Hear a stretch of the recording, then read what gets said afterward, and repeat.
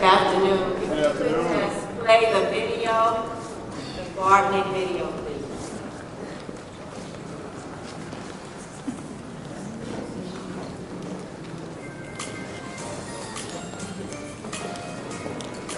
Technicians, turn it up. Good afternoon, Second Episcopal District. We are here at Greater Mount Nebo at this phase 1 of the intergenerational farming.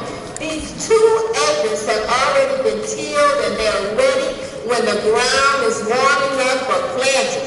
We are so excited about this opportunity that we have to have a sustainable project that can serve the community by providing fresh fruits and vegetables.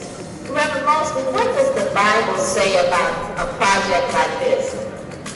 Sister Selerya, you know, and all of us in the second district know that from the very beginning, from Genesis, the Lord gave us a responsibility. We as humanity are responsible for the land and for tilling the land and for making sure that we use all that God has given us to benefit many. So part of this initiative, this ministry, is that we might make a difference in the body of Christ, that we might grow, that we might plant and then harvest and share with others all the abundance that God has given us. It is the ministry of sowing and reaping. And so our assignment, Second District, is to sow into this ministry, to use our gifts that others might benefit. That is great, and I wonder how can all of the components really at every local church really participate in this? Could they do another project? If they don't have property, they could do the raised gardens and still do the same thing and have the same kind of impact. Hello, Second Episcopal District. I am Sheila Van Douglas. And I'm Mark Wood. And we are here on the campus of North Carolina Public Extension in Amarantz County, North Carolina. Let's talk about raised beds, Mama. Raised beds, raised garden beds. And you see, when I was growing up, my father would always put a sign to indicate what was actually on inside the ground on the road. And as we can see, this is normal.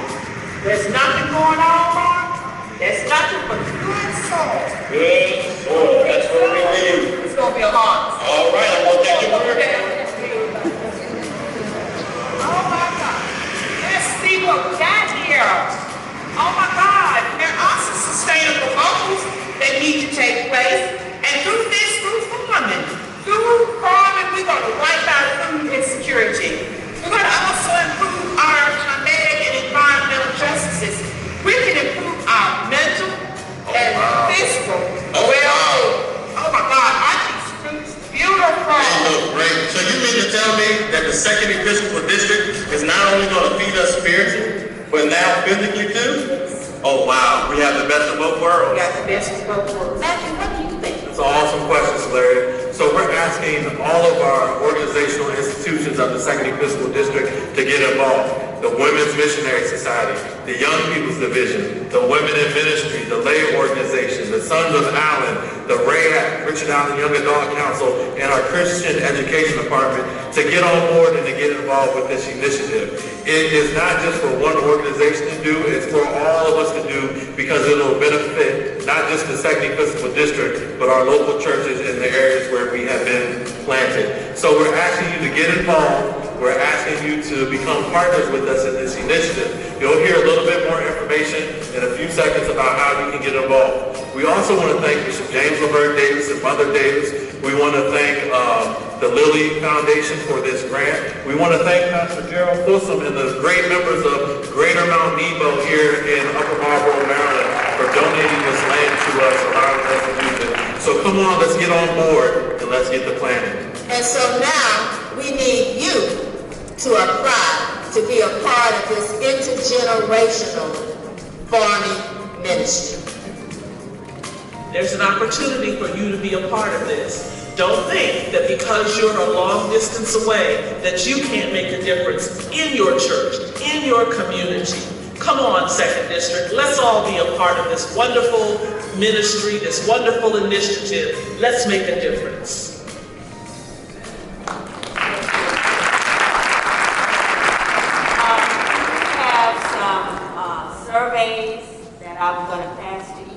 presiding elders.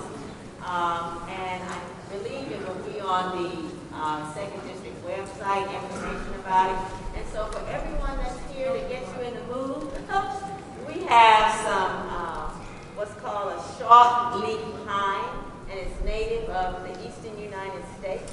And everyone, we think we have enough for everyone to receive one. And you can begin as an individual to get involved in this unit. And I just want to say, Bishop, They're asking that you get closer to the mic so that they can hear. this is a soft leaf pine and, short leaf pine that grows in the eastern United States. And we think we have enough for everyone to receive one of these pines to plant.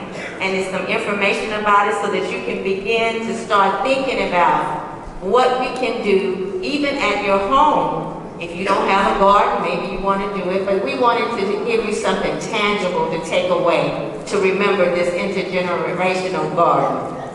Bishop, I just want to say at the executive board meeting, there were 2 Episcopal districts that their missionaries have started raised gardens, and one of those gardens is so productive that they are really involved in farmers market and really providing food in marginalized communities where there are food deserts. So thank you, Bishop.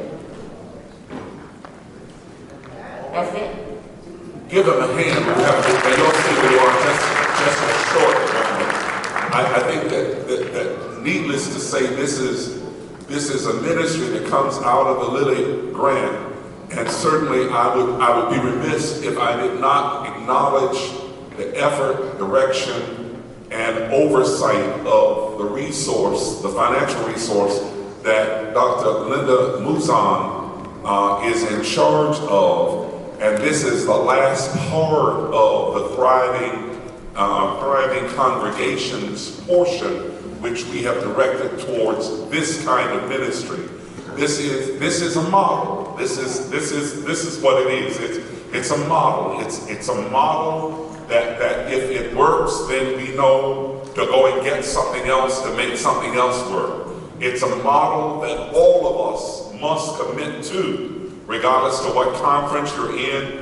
If you are a part of either of these groups, even if you aren't, you ought to join at some point to make sure that your labor in this is very evident. There's a need, as Mark Wood and others will be telling you as we go along. The harvesting process is that which ideally what we hope will happen. That's a lot of food out there. I mean, in that 1 acre, a lot of food. And we're hoping that the men and young folk of our district will go out during the harvesting time on Saturday, pack the boxes, move them to other areas of the Episcopal district for Sunday distribution for the local churches who will distribute it to your members on Sunday.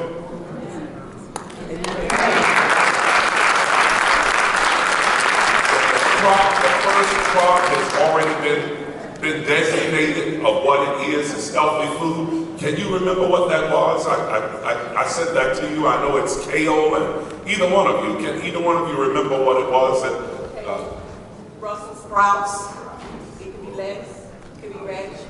the stuff that was on the list, because that's what's going on. And all of the stuff that's healthy for us, somebody say healthy. Healthy. It's healthy for us. And honestly, we don't want it to waste, and we want you to get it to the people. Can you imagine what would happen if you rolled up in there at your church on Sunday morning with a truckload of fresh vegetables for the congregation that you say you really love and care about? And all it really takes is having a truck, a car, a van available on the Saturday of harvesting. Yeah, it doesn't happen every week. And certainly if you got there, letting everybody pack your car, you help it, picking it up, putting it in the van, putting it in the truck, putting it in the car to carry back to your area. If you love me, feed my sheep.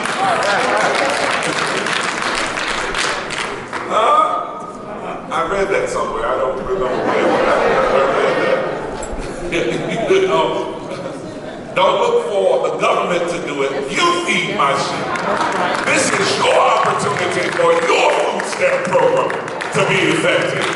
This is your opportunity to keep people from having to fill out a form to get food, but to make sure that the church that Jesus has declared, if you love me, the gospel of it, if you love me, feed them. Now, I really hope that you will inundate their telephones, their email addresses, to find out how you, your young folk, your men,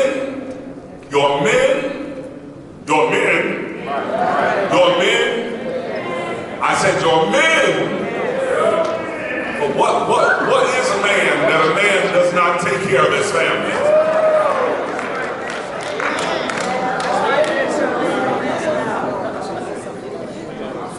And you can go get a manicure after you get out of the church. And we'll have some photographers out there so you can use it for your own public relations. Come on, give them a hand. Don't you think so? This is what Mount Nebo gets out of it. Mount Nebo gets all of this tillage soil, everything we build there stays there. Everything that's built at Mount Nebo stays at Mount Nebo. The water supply, the hoop house, the gardening tools, the hut, all of the stuff that comes in this ground stays at Mount Nebo. And somebody ought to be happy for Mount Nebo, because if he's blessing at Mount Nebo, he's going to be at Mount Zion next year. All right. You don't want to get excited. Thank y'all. I'm sorry. I don't know why they don't want to get excited about that. Mark Wood, you make sure that you got a chance to empower men. Yes, sir. You know, you get Matthew out of his suit, into his jeans, and put a shovel in his hands. And I'll be there with you when you say so. Yes, sir. For 20 minutes.